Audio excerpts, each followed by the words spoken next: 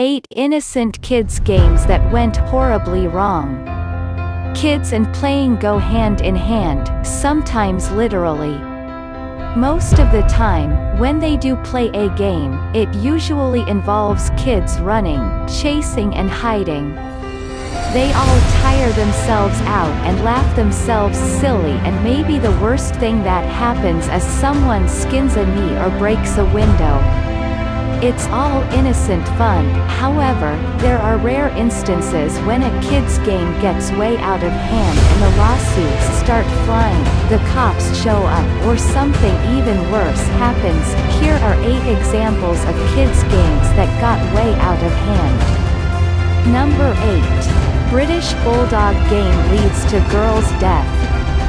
British Bulldog is a rough and tumble game popular among elementary-age school children.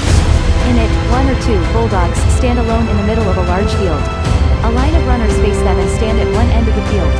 The runners try to get to the other side without being caught by a bulldog.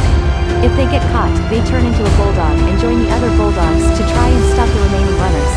The game goes on until there is only one runner left. He or she is the winner. In February of 2013, a group of children were playing British Bulldog outside Trafalgar Junior School in Twickenham, England.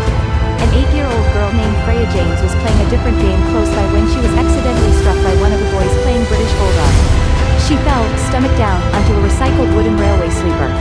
The fall caused a laceration of her liver which led to internal bleeding. She was taken to hospital where she later died. Freya's parents, Annette and Nick James, talked of what a good-hearted girl she was. Freya was an angel and was loved by everyone who had contact with her. They added, she was so strong and determined in everything she did and always tried to help those that struggled.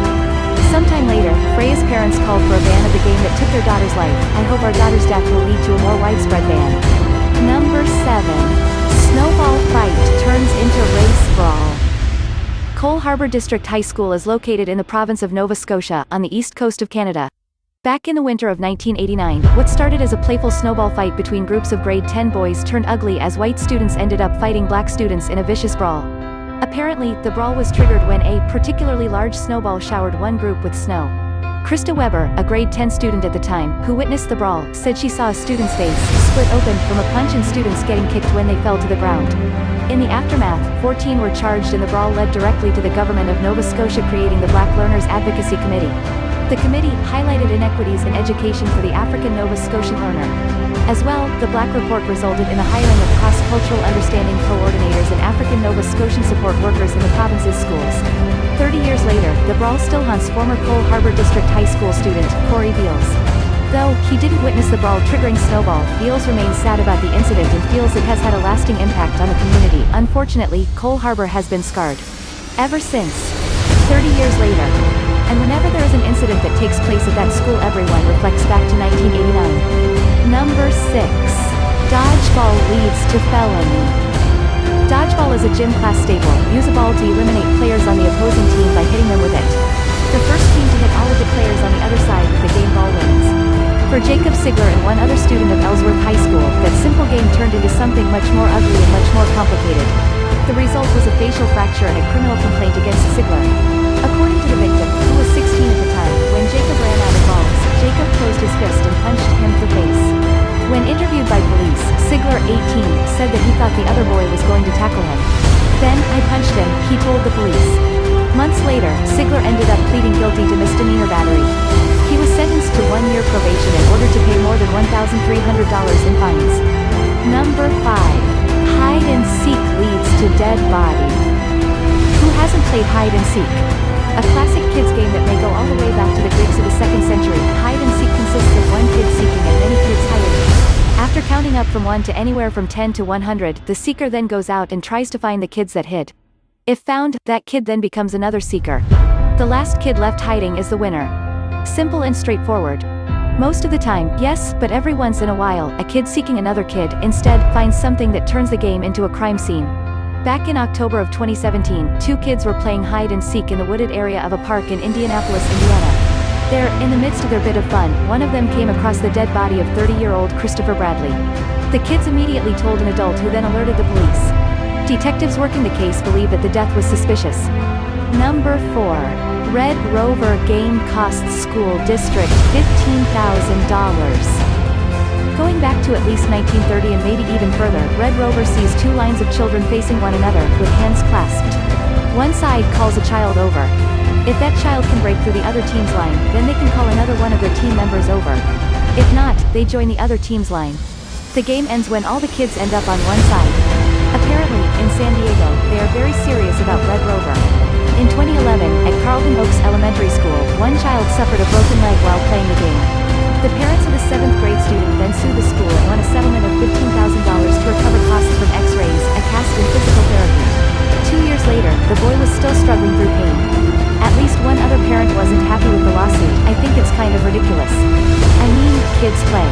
I mean, we played when we were kids and I don't know, I just don't think the school district should be sued for kids playing and getting hurt, said Karen Sheila Tonsat.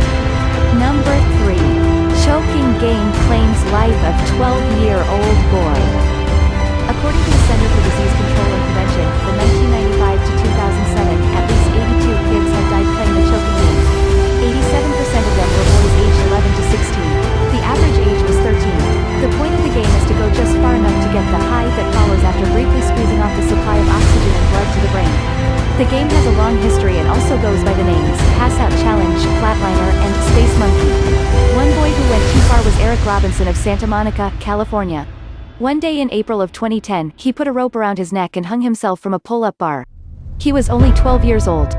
His devastated mother, Judy Rogg, found her son collapsed in the kitchen doorway. I missed him by a few minutes, she said.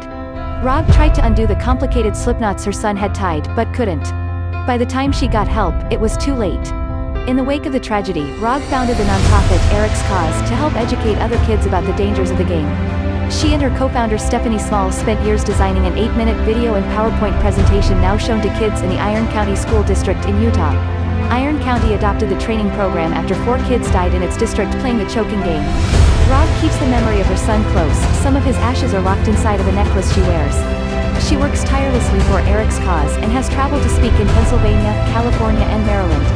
Rogg even flew all the way to New Jersey to help a family get through their own tragic loss from the choking game. This is the best way for me to preserve his legacy. I have to keep busy. Number 2. Sack tapping game leads to testicle removal. A 14-year-old boy named David Gibbons woke his mother up at 1 a.m. one morning complaining of growing pain. Apparently, he had been playing a game called sack tapping with other boys at school that day. One boy punched him in the testicles so hard that it was still hurting badly. His mother took him to the hospital where doctors removed the boy's right testicle. This may be called a game, but it's not a game, the mom said. It's dangerous and it needs to stop. Urologist Dr. Scott Wheeler told a Minneapolis TV station that he thought the problem had gotten way out of control. Dr. Charles Rayson, an associate professor of psychology at Emory University in Atlanta, believes he knows why boys play the game. Games like this are to see how tough you are. It's a way of establishing dominance, and because it's hard to withstand being hit in the groin, it becomes a good measure of toughness. Number 1. Hot dog eating contest turns fatal.